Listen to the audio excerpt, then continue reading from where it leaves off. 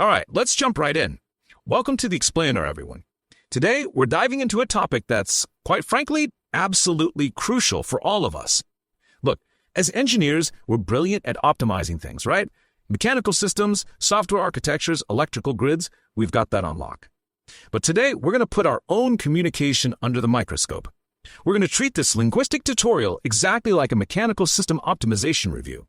So gear up, because we are going to tune your presentation specifically for management. So let's kick this off with a really fundamental question. I want you to think about the last time you were in an executive design review, or maybe a project pitch, that just completely derailed. What is the true point of catastrophic failure during those high-stakes meetings?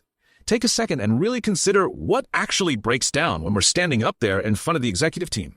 Well, here's the hard truth. It's almost never a flaw in your CAD models. It's not a calculation error in your finite element analysis, and it's definitely not a smoking hole where a transformer used to be. The catastrophic breakdown is actually what we call a vocabulary fatigue failure. See, your pitch isn't failing because the engineering is bad. It's failing because the linguistic structure carrying that engineering simply collapses under pressure. And to make matters worse, the clock is ticking way faster than you think. When you're presenting to management, you have a rigid window of about 45 seconds. That's it. You've got 45 seconds before their attention spans drop to absolute zero. If you don't secure their confidence in that exact window, I guarantee they're going to start checking their fantasy football drafts under the table. We've got to engineer our way out of this trap. Okay, so here's our system review agenda for today's explainer. First, we'll diagnose the point of failure. Second, we'll tune our material specs, which are our adjectives. Third, we're eliminating parasitic drag, our adverbs. Fourth, upgrading the mechanism. And finally, we'll run through a quality control checklist.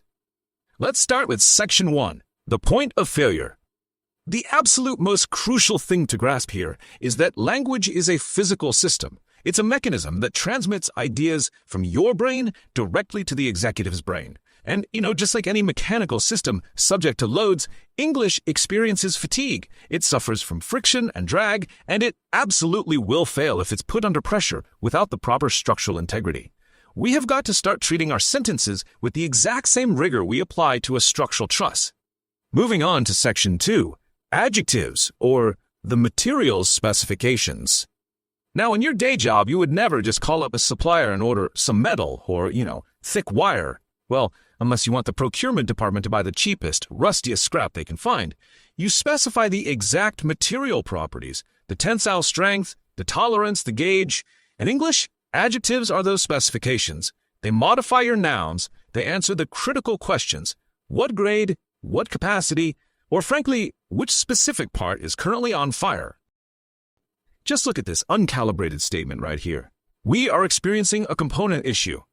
Do you know what the management translation for that is? It's basically, the entire project is delayed 6 months, the client's going to sue us, and our stock price is about to crater. It triggers total panic. But now, look at the calibrated version. We are experiencing a minor thermal component issue. The management translation for that? Oh, okay, it's just getting warm. I can go back to eating my muffin. Literally, you just saved the meeting with 2 precise material specs.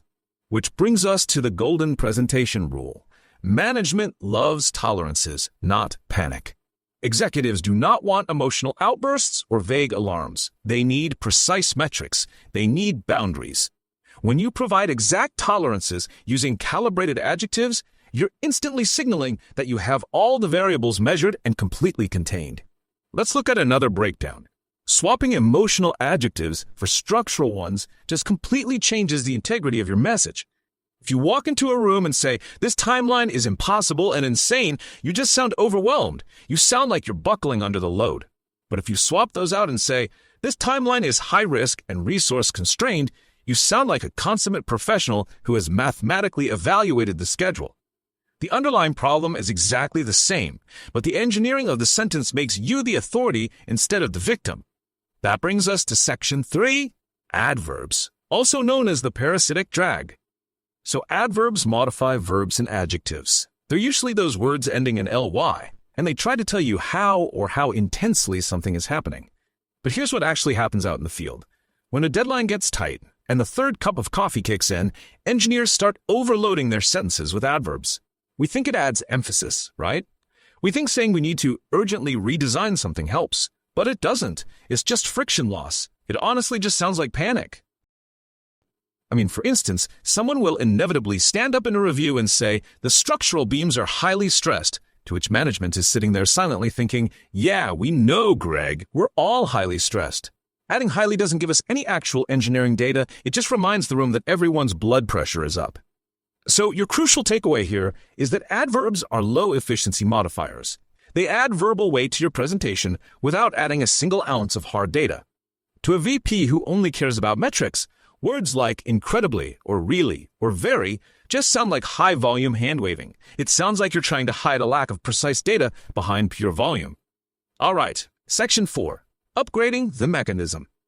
Think about it like a mechanical system. If you have a weak bending linkage, you don't fix it by just slathering more grease on it, right? You redesign the linkage. In our presentation writing, instead of patching a weak verb with a floppy adverb, the ultimate optimization hack is to simply upgrade the verb itself. You refactor the verb, and you instantly change the structural integrity of your entire sentence. Let's look at some unoptimized phrases compared to their high-performance counterparts. Take, the load completely bent the beam. Bent sounds like you dropped a concrete block on a Tonka truck. Upgrade it to the high-performance verb. The load deflected the beam. Boom! Suddenly, it's a measurable physical phenomenon that you can actually fix.